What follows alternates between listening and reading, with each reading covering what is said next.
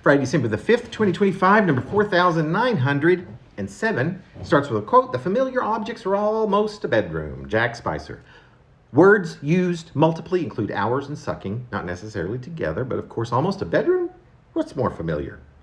I've lived in several studio apartments, and most particularly in the past 7 years, have lived in two very tiny ones. Two tiny places that were basically just beds.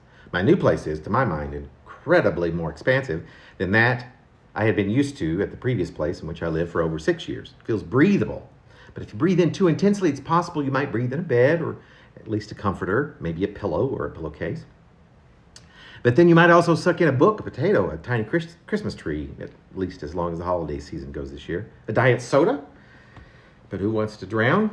There are a lot of books. My refrigerator, which is maybe 3 meters from my bed, has begun making intermittent banging noises a couple or 3 times a day or night.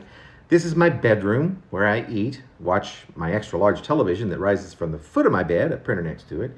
The 3 fans I need less and less unless I have not enough change to do laundry and have to wash clothes in the bathtub. But hey, I've got a bathtub, only it's down the hallway. I have a hallway here. Looking up from the virtual page, I'm now imagining downing one of the 3 Christmas gnomes sitting atop books, a pocket wall shelf that I have nailed to the wall next to the bed, or one of the 5 miniature Christmas trees. On the makeshift shelves I've assembled that lie below one of my windows, gagging harshly, but it's a comical image, I will admit.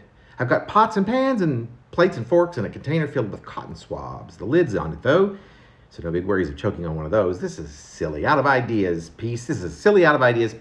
The idea for which came from reading a birthday poem for Jim and James Alexander, a mid-sized poem by Jack Spicer. While you might see the same idea running for years throughout what I write, should you by chance read any of it, which obviously you are, but if you were to keep reading it for several years, or binge it at some point, what a concept. And if that's you, let's grab coffee sometime. I do occasionally run out of them, can't quite sit down to write without having some sort of gimmick or just begin to freely associate, and that's fine with me. If it's not fine with you, I might ask why you've gotten so far in this particular piece, but your response would likely not begin to answer anything about the relative importance of poetry written when low on ideas.